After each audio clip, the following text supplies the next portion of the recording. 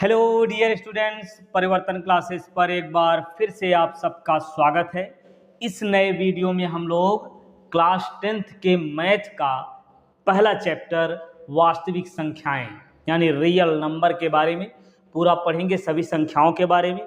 फिर इसके बाद पूरा चैप्टर 1.1 पूरा चैप्टर क्रम से एक एक करके सॉल्व करेंगे। ठीक है, तो चलिए शुरुआत करते हैं हम लोग। ये वीडियो यदि आपने पूरा देख लिया तो ये पूरा चैप्टर आपका अभी के अभी तैयार हो जाएगा और बहुत सारे कंपटीशन में आने वाले प्रश्न भी साथ में तैयार हो जाएंगे।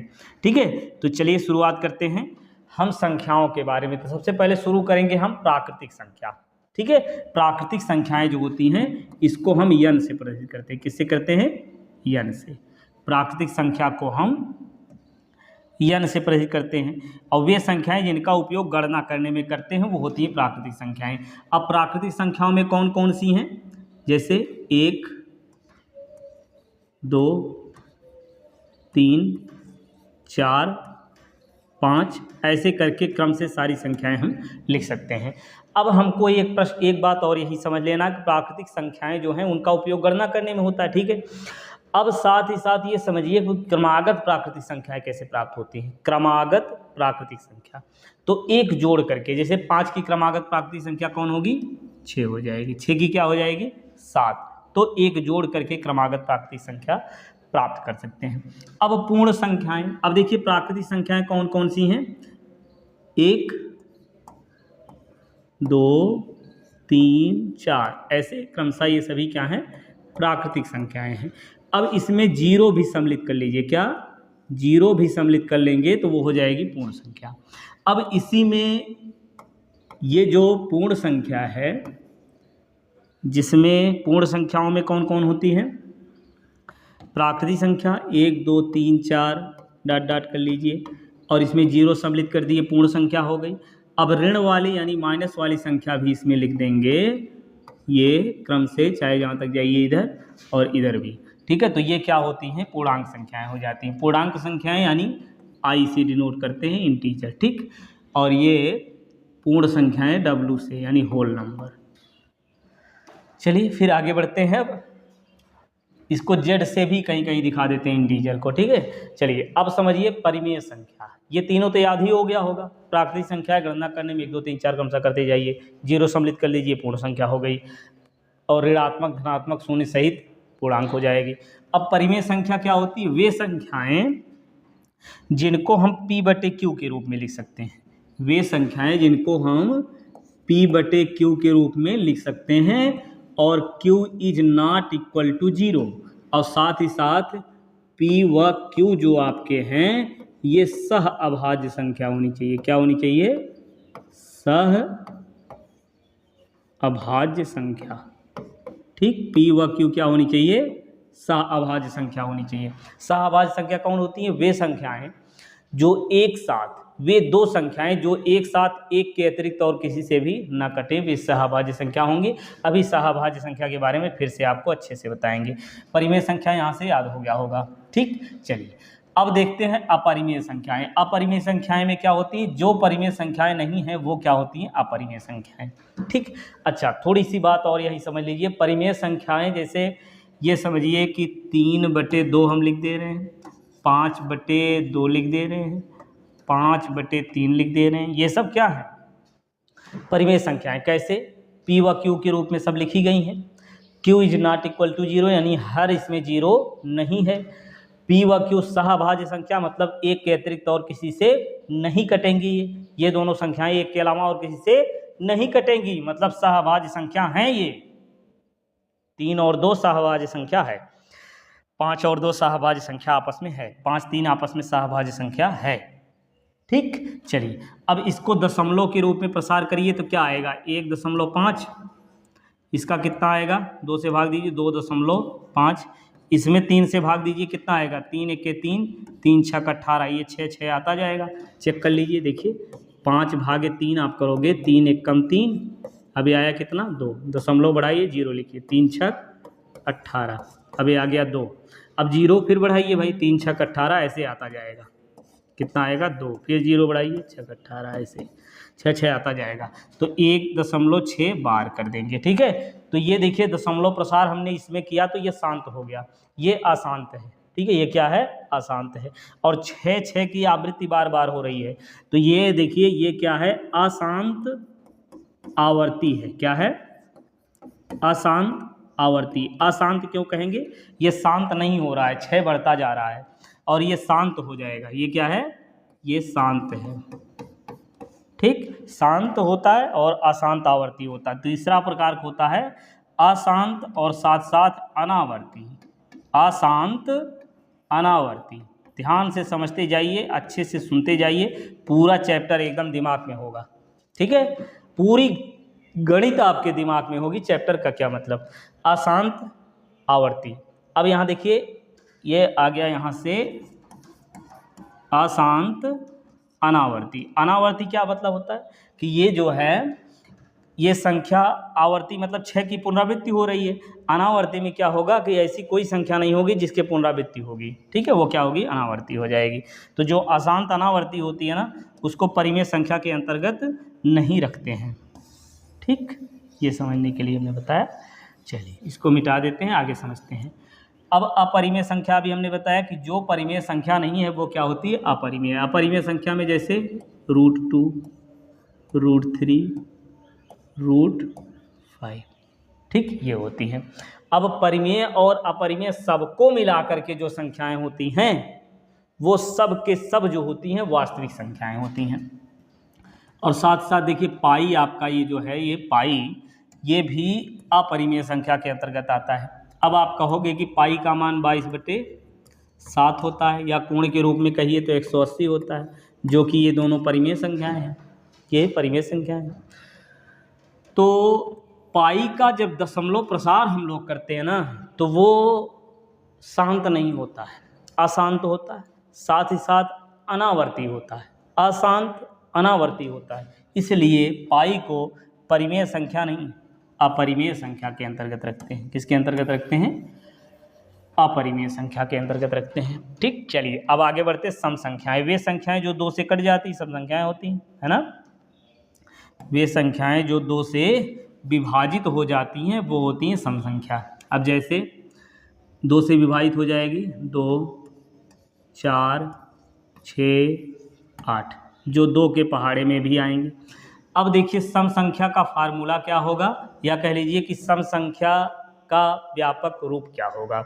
तो जैसे प्राकृतिक संख्या को हमने n से कहा ना, किसी भी प्राकृतिक संख्या में 2 से गुणा कर दीजिए, देखिए सम संख्या आ जाएगी। चेक करिए, 1 में 2 से गुणा करिए कितना आएगा, 2, 2 में करिए 4, 3 दूनी 6, 4 दूनी 8, 5 दूनी 10, ये सब क्या है, सम संख्याएं हैं। तो यहाँ क्या करेंगे, 2n, इसका जो है व्यापक रूप कह लीजिए या फार्मूला कह लीजिए, क्या बनेगा, 2n बन जाएगा। ठीक, अब विषम संख्या कौन होती है, जो 2 से नहीं कटे।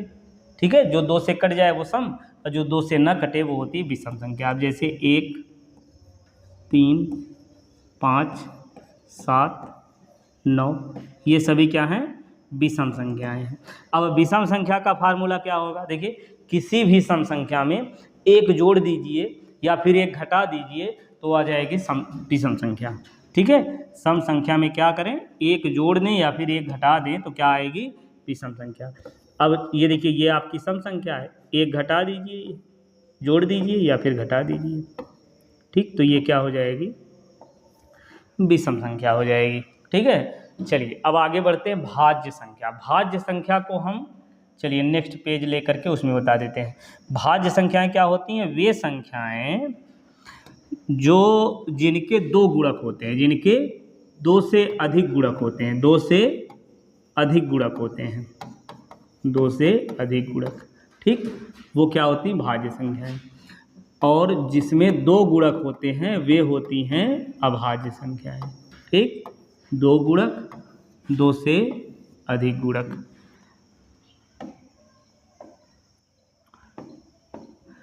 अब देखिए जिसमें 2 से अधिक गुणज होंगे वो होंगी भाज्य संख्याएं। क्या होंगी, भाज्य। और जिसमें 2 गुणज होंगे, केवल गुणक होंगे, वो अभाज्य। अब चलिए संख्याएं हम यहाँ पर लिख दे रहे हैं 1 2 3 4 क्रम से 1 2 3 4 5 यहाँ लिख दे रहे हैं 6 7 8 9 चलिए 10 तक लिख दे रहे हैं। अब ये आपका ये 1 जो है ये किससे कटेगा, इससे स्वयं से कटेगा, केवल 1 से कटेगा। और ये 2 किससे कटेगा, 1 से कटेगा और 2 से कटेगा। फिर आपका ये जो 3 है ये किससे कटेगा, 1 से कटेगा, 3 से कटेगा। 4 किससे कटेगा, 1 से कटेगा, 2 से कटेगा, साथ साथ 4 से भी कट जाएगा, है ना। और फिर ये 5 किससे कटेगा, 1 से कटेगा, 5 से कटेगा। 6 किससे कटेगा, 1 2 3 और साथ साथ 6 से भी कट जाएगा। अब ये आपका 7 किससे कटेगा, 1 से भी कटेगा और 7 से कटेगा। और ये 8 आपका कटेगा किससे, 8 कटेगा किससे, 1 से, 2 से, 4 से, 8 से, है ना, कट जाएगा। 9 किससे कटेगा, 1 3 9। 10 किससे कटेगा, 1 2 5 10, ठीक, ये होता है। अब समझिए भाई, जिसमें 2 गुणक हों वही क्या होगा, अभाज्य होगा। चलिए पहले अभाज्य संख्या हम इसमें से छांट के लिख लेते हैं। अभाज्य संख्या कौन कौन सी है, देखिए अभाज्य संख्या 1 है कि नहीं, बिल्कुल नहीं है। क्यों, क्योंकि 1 जो है इसमें 2 गुणक होने चाहिए, 1 का है। तो सबसे छोटी अभाज्य संख्या कौन हो गई, 2। 2 के बाद 3, 3 के बाद 5, 5 के बाद 7। देख पा रहे हैं, केवल 2 गुणक हों जिसमें 2 संख्याओं से केवल कटेगी। 2 संख्या मतलब वो कौन होगी, 2 संख्या 1 और वो स्वयं, ठीक। चलिए तो ये हो गई 1 से 10 के बीच में ये अभाज्य संख्या। अब भाज्य कौन होगी भाई, देखिए 4 है ना, 4 इसमें 3 है, 2 से अधिक गुणक होना चाहिए, 6, फिर आगे 8, 8 के बाद 9 10, ये सब क्या हैं, भाज्य संख्याएं हैं। अब तो आपके दिमाग में अच्छे से हो गया होगा कि भाज्य क्या है, अभाज्य क्या है, ठीक। चलिए फिर से आते हैं वहीं, ये यहाँ हम भाज्य संख्याओं में क्या क्या लिखेंगे, भाज्य संख्याओं में आपकी हो जाएगी कौन, 4 6 4 6 8 10, ठीक। कौन कौन, 4 6 8 10, ये क्या है, भाज्य संख्याएं। और अभाज्य संख्याओं में कौन कौन है, 1 तो है नहीं, इसके बाद 2 3 5 7, ये सब क्या हैं, अभाज्य संख्याएं हैं। अब इसमें समझेंगे सह अभाज्य संख्या। सह अभाज्य में क्या होगा, जोड़ा में लिया जाएगा, मतलब 2 संख्याएं ली जाएंगी। तो ऐसी 2 संख्याएं जो आपस में एक के अतिरिक्त और किसी से भी ना कटें, वे क्या होती हैं, अभाज्य संख्याएं होती हैं, ठीक। अब चलिए इसको भी समझ लेते हैं, सह अभाज्य संख्याएं। देखिए सहअभाज्य संख्या, चलिए जोड़ा बना लेते हैं, ठीक है। यहाँ लिखिए 2 4 3 6 7 9 3 5 8 10 3 7 4 6। चलिए इतने में आप समझ जाएंगे। देखिए ये एक के अतिरिक्त और किसी से भी दोनों एक साथ नहीं कटेंगी, दोनों एक साथ एक के अतिरिक्त और किसी से नहीं कटनी चाहिए, वो होंगी सह अभाज्य संख्या। सह अभाज्य संख्या। अब इसमें देख के बताइए भैया कौन सी है सह अभाज्य संख्या, ठीक। चलिए ये आपका 2 4 दिख रहा है, तो ये तो जो है ये 2 से कट जाएगा, ये भी 2 से कट जाएगा, मतलब ये सहअभाज्य संख्या नहीं है। और ये दोनों 3 से कट जाएंगी, ये भी नहीं है। ये देखिए किसी से नहीं कटेगी, 7 और 9 ये आपस में एक अतिरिक्त और किसी से एक साथ नहीं कटेंगी, ये सहअभाज्य संख्या है। 3 और 5 ये भी क्या है, सहअभाज्य संख्या है। 10 और 8 ये जो है सहअभाज्य संख्या नहीं है। इसके बाद 3 और 7 एक के अतिरिक्त और किसी से नहीं कटेंगी, ये भी सहअभाज्य है। ये भी जो है ये क्या है, सहअभाज्य संख्या नहीं है। समझ गए ना। चल अब आते हैं हम लोग अपने टॉपिक पे। यहाँ सहअभाज्य संख्याओं में हम क्या क्या लिखेंगे, लिख लीजिए। क्या होगा, 3 और 4 लिख दे रहे हैं, 7 और 5 लिख दे रहे हैं, 12 और 5 लिख दे रहे हैं। ये देखिए ये आपस में क्या है, सहअभाज्य संख्याएं हैं सब के सब। ठीक है। चलिए अब एक बार में सभी संख्याएं, जितने प्रकार की संख्याएं हैं सभी संख्याओं को एक बार में समझते हैं। देखिए प्राकृतिक संख्याएं जिनका गणना करने में उपयोग होता है 1 2 3 4 क्रम से करते जाइए। इसमें 0 सम्मिलित कर लीजिए, पूर्ण संख्या यानी होल नंबर हो जाएगा। और 0 सहित धनात्मक ऋणात्मक कर दीजिए, पूर्णांक संख्या यानी इंटीजर आ जाएगी। अब परिमेय संख्या वे संख्या जिनको P/Q के रूप में लिखेंगे, Q is not equal to 0 और P और Q आपस में सहअभाज्य होनी चाहिए। और जो परिमेय संख्या नहीं है वो अपरिमेय संख्या है, जैसे ये। ठीक। अब सम संख्याएं जो 2 से कट जाती सम संख्याएं होती 2n के रूप में लिखते हैं। विषम संख्या जो 2 से नहीं कटती है 2n ± 1 लिखते हैं। भाज्य संख्या कौन सी, जिसमें 2 गुणक होते हैं, जिसमें कितने, 2 से अधिक गुणक होते हैं, 2 से अधिक गुणक होते हैं। ठीक। और जिसमें 2 गुणक होते हैं वो क्या होती हैं, भाज्य संख्याएं। ठीक। और 2 गुणक मतलब देखिए एक से कटेगी स्वयं से कटेगी, एक और स्वयं से जो कटती हैं वो क्या होती हैं, अभाज्य संख्याएं। सहअभाज्य संख्याएं जो आपस में एक के अतिरिक्त और किसी से भी न कटें वे होती हैं सहअभाज्य संख्याएं। ठीक है। चलिए फिर आगे बढ़ते हैं अब प्रश्नावली की तरफ। तो आज के 1.1 का ये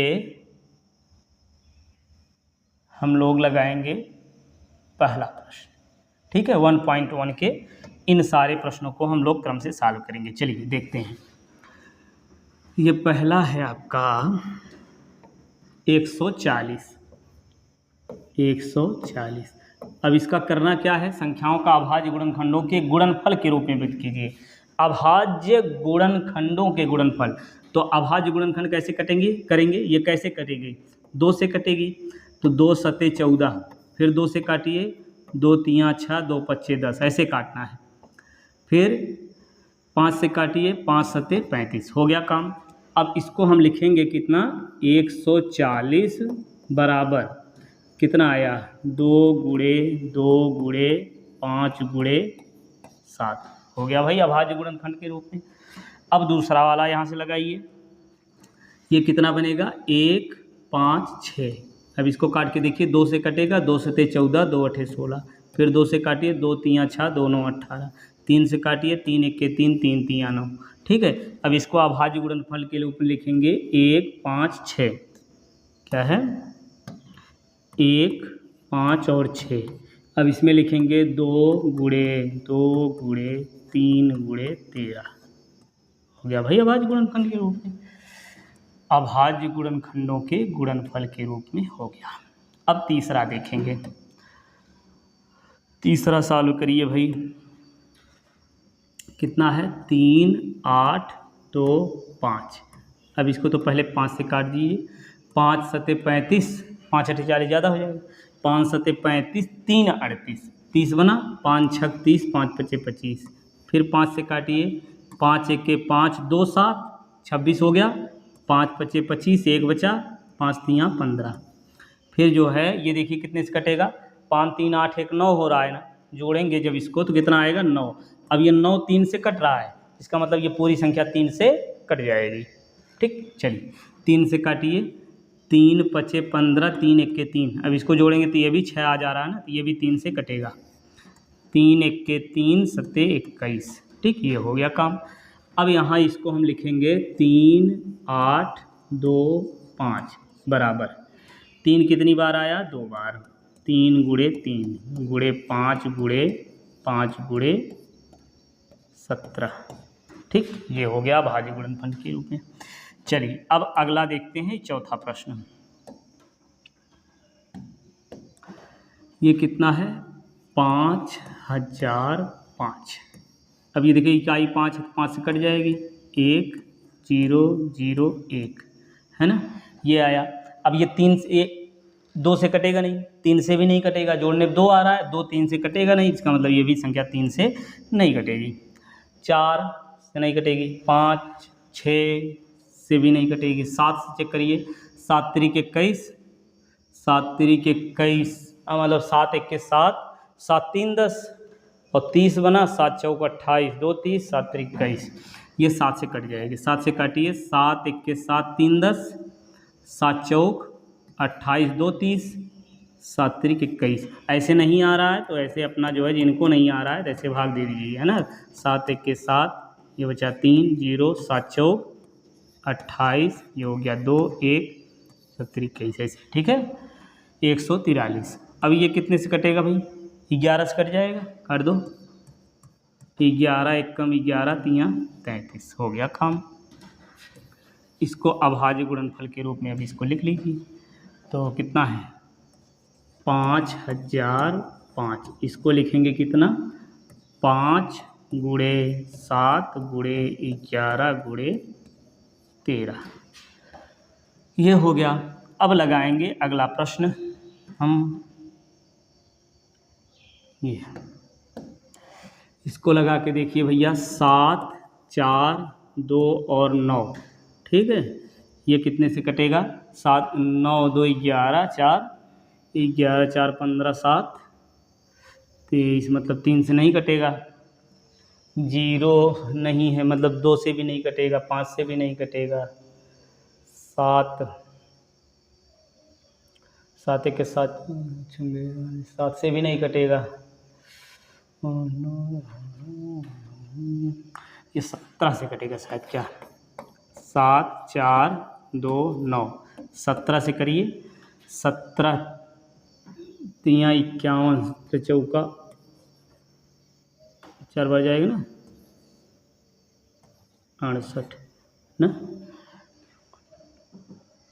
अब ये बनेगा 14 में से 6 गए, 8 6 14, 6 बचा, 2 उतार लीजिए, 17 3 51 है ना, 1 बचा 1 9, 17 7 119, ठीक, तो ये हो जाएगा 17 से कटेगा, तो 17 से भाग देंगे तो यहाँ बचेगा 4 3 7, ठीक।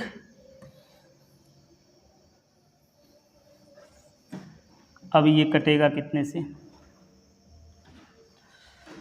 11 3 33, 11 नहीं कटेगा, 11 3 33, 0 नहीं कटेगा, 13 13 चौक 13 39, 13 चेक करें क्या, 4 3 7, 13 से काट देखो, 13 3 39, 3 9, यहाँ बचा 9 4 13 7, नहीं कटेगा, 11 से नहीं कटेगा भैया, फिर किससे कटेगा, 23 से कटेगा, 23 से काटो, 23 दूनी 46 हो जाएगा, ज़्यादा हो जाएगा, यहाँ 23 लिखेंगे, 0 2 7, 9 3 27 है ना,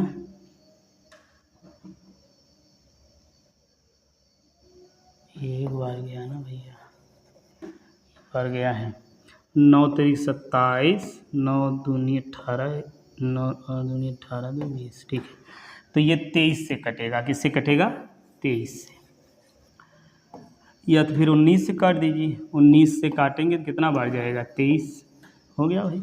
अब इसको लिखेंगे 7 4 2 9 बराबर 17 गुणे 19 गुणे 23, हो गया भाई, ठीक, ये पहला हो गया।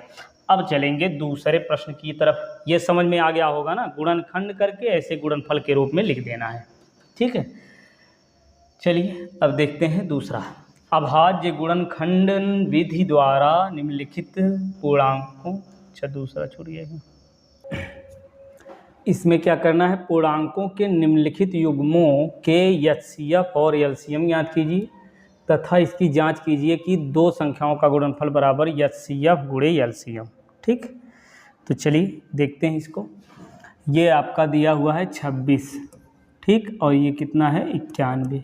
अब 26 का गुणनखंड करिए तो 13 दूनी 26, तो 2 गुणे 13 हो गया, 13 सत्ते 91, 7 गुणे 13 ये हो गया। ठीक, अब देखिए इसमें करना क्या है, इसमें निकालना है एचसीएफ और एलसीएम।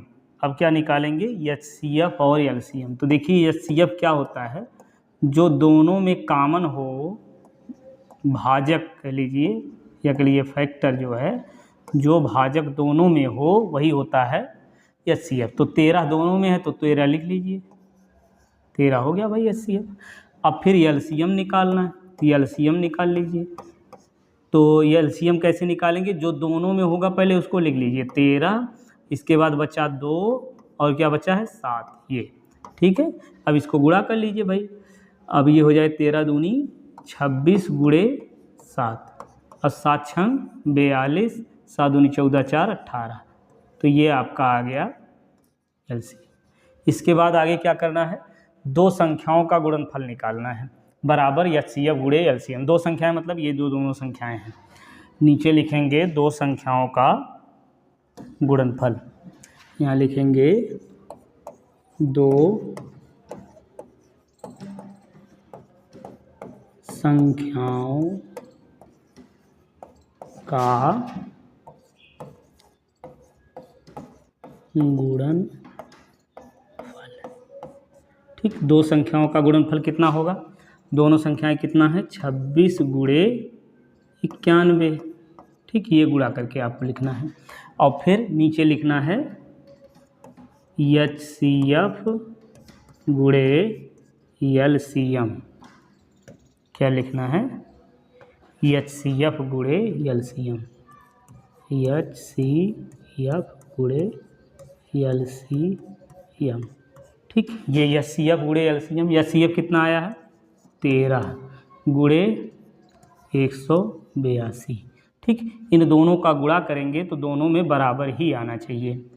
चलिए करके देखते हैं, ये थोड़ा और नीचे लिखना चाहिए। चलिए, तो ये जो है इसको कैलकुलेटर से कर दे रहे हैं, थोड़ा जल्दी हो जाएगा। बाकी आप लोग गुणा करने तो जानते ही हैं ना।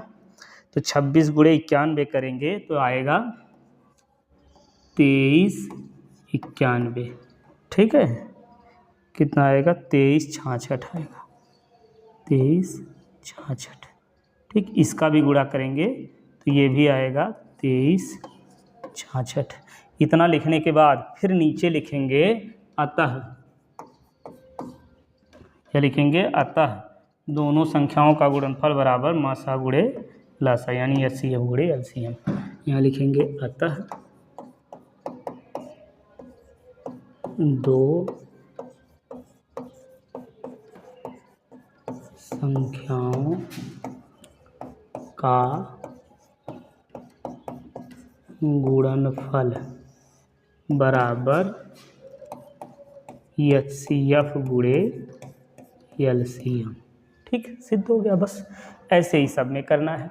ये पहला प्रश्न पूरा हो गया। ठीक है, इसी प्रकार से दूसरा भी लगाएंगे। दूसरा कैसे करेंगे भाई, देखिए ये आपका है 510 और ये 92। अब इसका भी करेंगे गुणनखंड। देखिए 510, इसको काटिए, 2 दूना 4, 2 पच्चे 10 0। ठीक, फिर 2 से काटिए, 2 1 के 2, 2 दूना 4, 2 पच्चे 10। ठीक है, यही बनेगा ना। एक काम करिए, हाँ, 2 दूना 4, 2 पच्चे 10, 2 पच्चे 10 होगा भाई, है ना। फिर 5 से काटिए, 2 से तो अब कटेगा नहीं। चलिए फिर से करके देख लीजिए इसको। 510, 2 से काटिए, 2 दूना 4, 2 पच्चे 10, 2 पच्चे 10। फिर 5 से काटिए, 5 पच्चे 25, 5 1 के 5। फिर 3 से काटिए, 3 1 के 3 सत्ते 21। तो ये आपका आया 2 गुणे 3 गुणे 5 गुणे 17।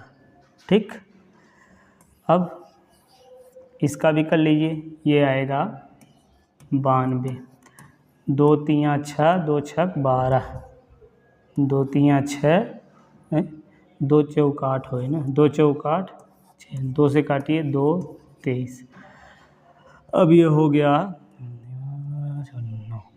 तो 2 गुणे 2 गुणे 23, इतना बन गया। अब करना क्या है, जैसे पहला वाला तो हम नोट कर लिए, यहीं मिटा के बता दे रहे हैं, ठीक है। चलिए ये आपका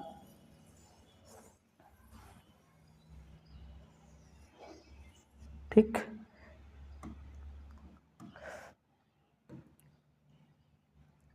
HCF क्या होगा, जो दोनों में होगा, 2 है और कुछ, बस अब कुछ नहीं है, तो HCF इसका आएगा 2। LCM कितना बनेगा, इस 2 के अतिरिक्त और क्या है, इसमें 1 2 और 3 5, 2 3 5, और इसके अलावा 17 और 23 है, क्या है 17 और 23, 17 और 23, ठीक है। इसका गुणा करिए, 2 दूना 4 3 12 25 60, 60 गुणे 17 गुणे 23 करना है। तो ये करेंगे जब तो आएगा 23 4 6 0, ठीक। अब दोनों संख्याओं का गुणनफल करिए, दोनों संख्याएं कौन सी हैं, ये दोनों संख्याएं, चलिए पहला वाला पूरा मिटा देना, नहीं तो कन्फ्यूजन होगा। अब दूसरा सवाल, इतना गुणनखंड करेंगे, फिर ये लगाएंगे, फिर दोनों संख्याओं का गुणनफल। दोनों संख्याओं का गुणनफल कौन है, 510, ठीक है। कौन सी संख्या है, 510 गुणे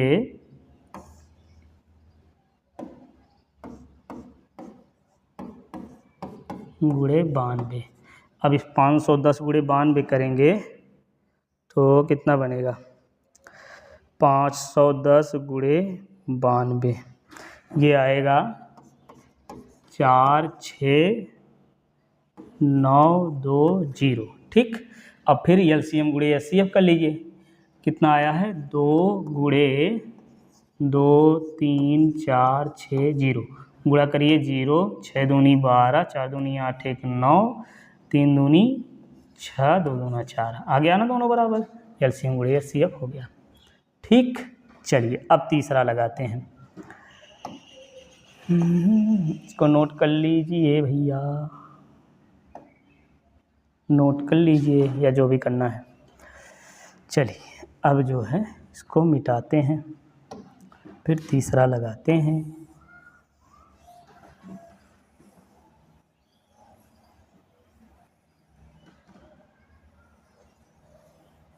चलिए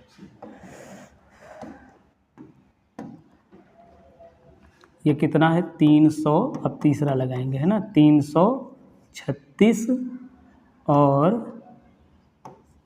54। अब 336 का कर लीजिए, 3 से काटिए, 3 1 1 2, 2 से काटिए, 2 25 10, 2 6 12, 2 से काटिए, 2 दूना 4, 2 8 16, 2 से काटिए 14, तो आ गया 2 दूना 4 दूना 8 3 24, और 24 गुणे 14 आएगा ना, 54 का कर लीजिए भाई, 54 का आपका हो जाएगा 2 दूना 4, 2 सत्ते 14, फिर 2, और ये 27 का होगा 3 गुणे 3 गुणे 3, ठीक।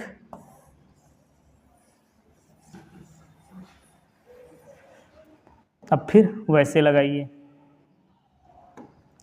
क्या करना है, HCF जो दोनों में है, ये 2 हो गया और फिर एक 3 हो गया, और कुछ नहीं है, तो 2 गुणे 3 यानी आ गया 6, ठीक है। आप बराबर नीचे बराबर लगाइएगा।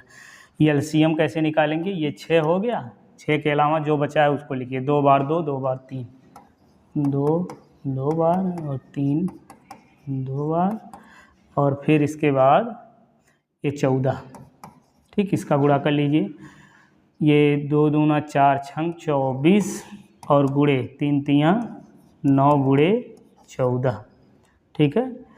9 चौक 36, 3 बचा, 9 दूनी 18, 20 1 21, 21 गुणे 14, ठीक है, यहाँ से हम करेंगे 21 गुणे 14, ये आएगा 2 4 9। ठीक, अब यहाँ से हम करेंगे दोनों संख्याओं का गुणनफल। दोनों संख्याएं कौन सी हैं? दोनों संख्याएं हैं आपकी 336 गुणे 54। 336 गुणे 54 करेंगे अब। ये 336 गुणे 54, ये आएगा 18144। और फिर एलसीएम गुणे एचसीएफ 2 4 9 गुणे 6, 9 6 54, 4 बचा 5 और 6 चौक 24, 24 हो गया। ये दोनों संख्याओं का गुणनफल कितना है? 18 144। ठीक है, अब ये 6 गुणे, कुछ तो गड़बड़ आ रहा है भाई, बराबर आना चाहिए है ना, दोनों बराबर आना चाहिए, इसका मतलब कहीं ना कहीं गड़बड़ हुआ है।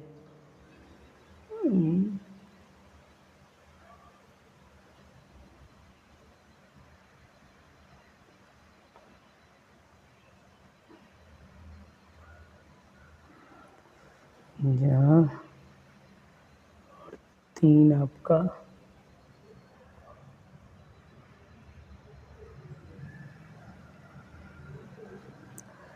6 चौक 24, 3 तिरिक्का 9 14। अब ये होगा, फिर से इसको चेक करिए,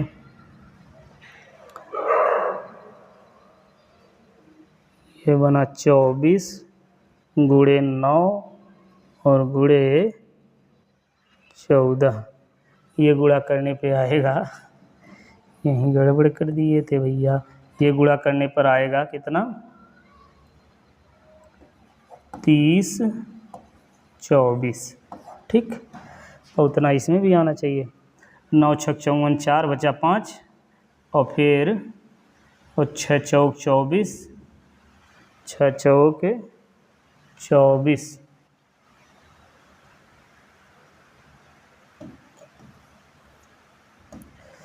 यहाँ ये तो ठीक है, ये आपका हो जाएगा कितना? ये गुणा, ये एलसीएम कितना आ गया? 30 24 ना, और गुणे 6। अब ये गुणा करेंगे आप तो 6 चौक 24, 6 दूनी 12 2 14 और ये 1 6 तिरिक 18, ये बराबर आ गया। ठीक है, तो ये आपका हो गया एलसीएम और एचसीएफ, फिर सिद्ध भी हो गया। देखिए कैसे किए कि पहले गुणनखंड करेंगे, फिर जो दोनों में रहेगा उसको लिखेंगे एचसीएफ, फिर इसके बाद जो बचेगा उसको भी लिख लेंगे, सब गुणा कर देंगे, आ जाएगा एलसीएम। फिर दोनों संख्याओं का गुणनफल, दोनों संख्याओं कौन सी हैं? 336 गुणे 54 करेंगे, ये आएगा। फिर एचसीएफ गुणे एलसीएम करेंगे, ये गुणा करेंगे, दोनों बराबर आना चाहिए, दोनों बराबर आ गया, हो गया ये। ठीक है, चलिए अब लगाते हैं तीसरा प्रश्न। ये तीसरा, ठीक, इसमें क्या करें? अभाज्य गुणनखंडन विधि द्वारा निम्नलिखित पूर्णांकों के एचसीएफ और एलसीएम ज्ञात कीजिए। तो चलिए शुरू करते हैं। पहले करना क्या है? अभाज्य गुणनखंड करना है, तो कर लीजिए सबका। ये आपका है 12, ठीक, ये 12 है,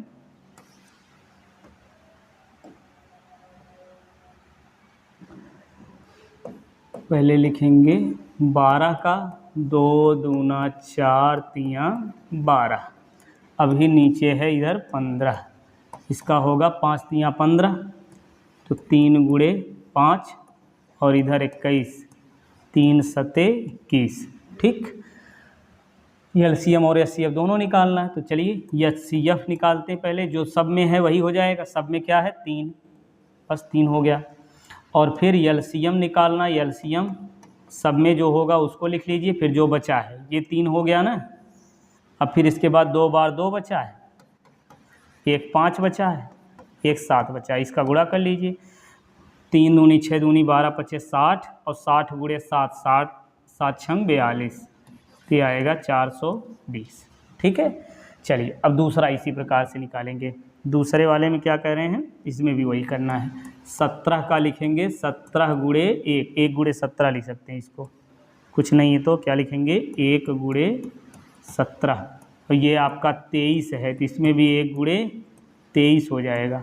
29 ये भी अभाज्य संख्या है तो इसका भी 1 गुणे 29 लिखेंगे।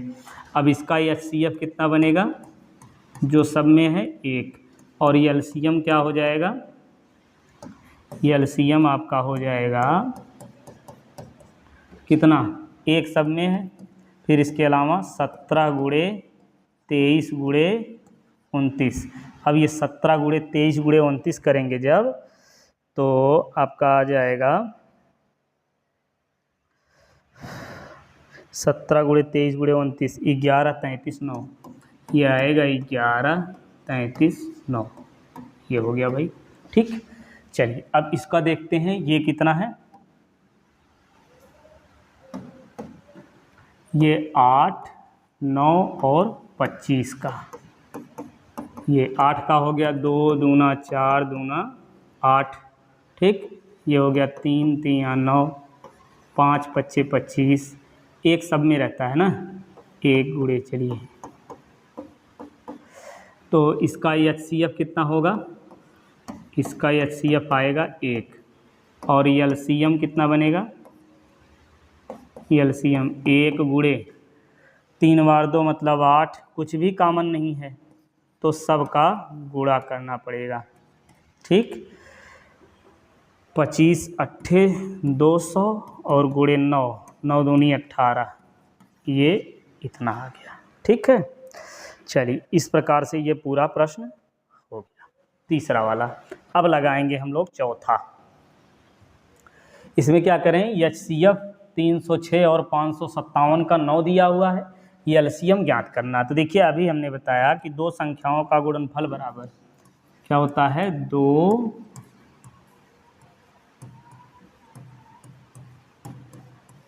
संख्याओं का गुणनफल बराबर HCF गुणे LCM।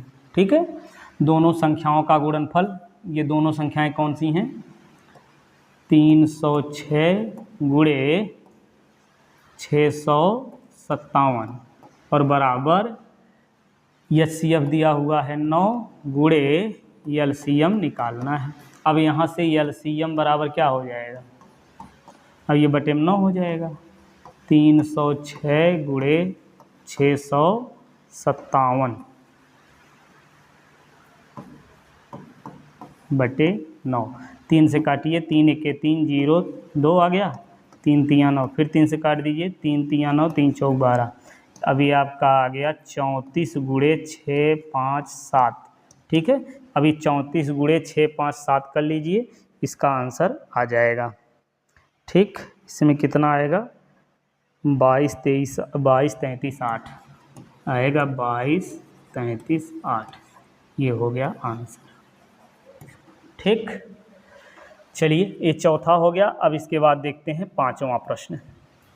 इसमें क्या करें, जांच कीजिए कि क्या किसी प्राकृतिक संख्या n के लिए संख्या इतना का अंक 0 पर समाप्त हो सकता है। तो 0 पर यदि समाप्त होगा, देखिए समझिए, 2 0 लिख रहे हैं, 5 0 लिख रहे हैं, 3 0 लिख रहे हैं, तो अगर 0 लिख रहे हैं तो इसका मतलब गुणे 10 होगा, और अगर गुणे 10 होगा तो वो संख्या 2 और 5 से तो निश्चित रूप से कटेगी ही, मतलब इसके भाजक 2 और 5 होने ही चाहिए। तो 30 का कितना होगा, 3 गुणे 2 गुणे 5, ये 50 का होगा 5 गुणे 2 गुणे 5, 2 गुणे इतना होगा इसे। ठीक है, तो यदि इकाई 0 है तो उसके भाजक 2 और 5 होने ही चाहिए। ठीक, बस यही कॉन्सेप्ट दिमाग में रखिए, ये प्रश्न सॉल्व हो गया। कैसे करेंगे, ध्यान देखिए। जांच कीजिए कि प्राकृतिक संख्या n के लिए, किसी प्राकृतिक संख्या n के लिए 6 पावर n, तो यहाँ हम लिखेंगे 6 पावर n का अभाज्य गुणनखंड, अभाज्य गुणनफल, अभाज्य गुणनखंडों का गुणनफल ठीक, ये क्या आएगा भैया, 6 को लिख सकते हैं 2 गुणे 3 की घात n। इसका मतलब इसका प्रसार करेंगे तो 2 घाते n और 3 घाते n हो सकता है। n का मान यदि 1 है तो 2 और 3 आएगा। n का मान 2 है तो 2 2 बार लिखेंगे, 3 भी 2 बार लिखेंगे। n का मान यदि 5 है तो 2 को कितनी बार लिखना पड़ेगा, 5 बार 2 को लिखना पड़ेगा, 5 बार 3 को लिखना पड़ेगा। तो इसका मतलब क्या हुआ, देखिए अब कह रहे हैं कि ये अंक 0 पर समाप्त होगा, हो सकता है कि नहीं हो सकता, तो 0 पर समाप्त ये नहीं हो सकता। क्यों नहीं हो सकता, कि इसके अभाज्य गुणनखंड में 2 तो है लेकिन 5 नहीं है, तो 5 नहीं है इसलिए ये 0 पर समाप्त नहीं हो सकती। यहाँ लिखेंगे इसके 6 पावर n के, पहले ऐसे लिखेंगे n के ऐसे किसी भी प्राकृतिक संख्या, किसी प्राकृतिक संख्या n के लिए, किसी भी प्राकृतिक संख्या n के लिए 6 पावर n के गुणनफल में 5 नहीं है, ठीक है। जबकि 0 पर समाप्त होने वाली, 0 पर समाप्त होने वाली संख्या के अभाज्य गुणनखंड में 2 व 5 होना चाहिए,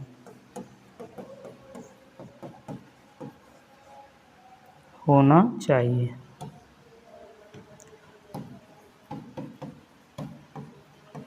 ठीक है, अब इसमें 5 नहीं है, है ना, इसलिए 6 पावर n अंक 0 पर समाप्त नहीं हो सकती है। बात समझ में आ गई होगी, ठीक है। चलिए आगे बढ़ते हैं, अगला प्रश्न, ये व्याख्या कीजिए कि क्या इतना और इतना भाज्य संख्याएं हैं। अच्छा, ये कह रहे हैं व्याख्या कीजिए इतना और इतना भाज्य संख्याएं क्यों हैं, मतलब भाज्य संख्याएं ये हैं तो क्यों हैं। तो देखिए भाज्य संख्या, अभी हमने बताया कि संख्या में भाज्य संख्याएं कौन होती हैं, जिनके 2 भाजक हों, यानी 2 फैक्टर हों, 2 गुणक हों, ठीक है, तो वो होती भाज्य संख्या। अब यहाँ देखेंगे हम, ये है 7 गुणे 11 गुणे 13 और धन 13। इसमें लेंगे 13 कामन, तो जब 13 कामन ले लेंगे तो क्या आएगा, ये 13 कामन लेंगे तो ये हो गया 77 प्लस 1, है ना, तो 13, 77 प्लस 1 नहीं समझ में आ रहा है, चलिए फिर समझिए। कामन 13 कामन लेंगे तो यहाँ बचा 7 गुणे 11 और ये 13 तो कामन हो गया, प्लस 13 कामन 1, ठीक है, तो 13 और ये बन गया कितना 77 प्लस 1, तो 13 गुणे 78, ठीक है। अब ये संख्या जो है एक और स्वयं के अतिरिक्त 13 से भी कटेगी, एक और स्वयं से अतिरिक्त 13 से भी कटेगी ना, तो इसमें वे संख्याएं जिनमें 2 से अधिक भाजक हों वो होती है भाज्य संख्या। वे संख्याएं यहाँ हम आप लिखेंगे कैसे, वे संख्याएं लिख दें, वे संख्याएं जो एक व स्वयं के अतिरिक्त किसी संख्या से कटती हैं, किसी संख्या से कटती हैं वे क्या होती हैं? भाज्य संख्याएं होती हैं। ये संख्या एक व स्वयं के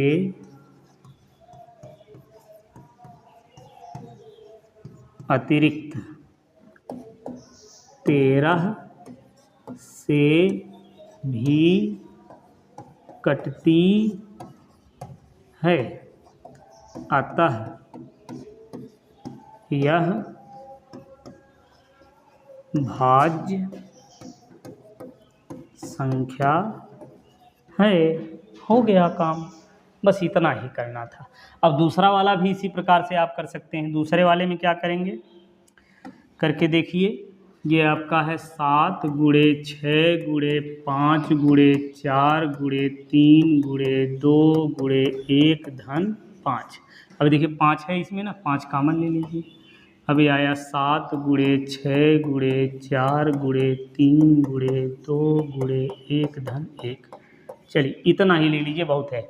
इतना लिखने के बाद आप लिखेंगे ऐसे ही, वे संख्याएं जो एक और स्वयं के अतिरिक्त किसी संख्या से कटती हैं वे भाज्य संख्याएं होती हैं। ये दी हुई संख्या एक व स्वयं के अतिरिक्त 5 से भी कटती है, अतः यह क्या है? भाज्य संख्या है।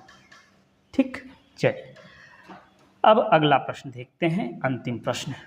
इसमें क्या करें, किसी खेल के मैदान के चारों ओर एक वृत्ताकार पथ है। इस मैदान का एक चक्कर लगाने में सोनिया को 18 मिनट लगते हैं, जबकि इसी मैदान का एक चक्कर लगाने में रवि को 12 मिनट लगते हैं। मान लीजिए वे दोनों एक ही स्थान और एक ही समय पर चलना प्रारंभ करके एक ही दिशा में चलते हैं, कितने समय बाद वे पुनः प्रारंभिक स्थान पर पहुंच जाएंगे? ठीक है, तो ये मैदान का चक्कर लगा रहे हैं, तो कितने समय बाद पहुंच जाएंगे? तो इसका निकालना हमको एलसीएम। क्या निकालना? एलसीएम। कौन कौन है? 18 और 12। ये आपका 18 और 12, इसका निकाल लेंगे एलसीएम। तो आएगा 2 3 6 तिरिक 18, 2 दूना 4 3 12। अब इसका एलसीएम तो क्या निकालना है? एलसीएम। एलसीएम हो गया 2, ये 2 दोनों में है, 3 दोनों में है, और इसके अलावा 2 और 3 बचा, उसको भी लिख लो। तो बन जाएगा 3 दूनी 6, 3 दूनी 6 छक्के 36। तो 36 मिनट बाद मिलेंगे। इस प्रकार से पूरा ये चैप्टर आपका कंप्लीट हो गया। अच्छे से पढ़िए, नोट्स बनाइए, फिर अगले वीडियो में हम अगला चैप्टर इसी प्रकार से आपको मिलता जाएगा। चलिए पढ़ते रहिए, स्वस्थ रहिए, मस्त रहिए। मिलते हैं नेक्स्ट वीडियो में।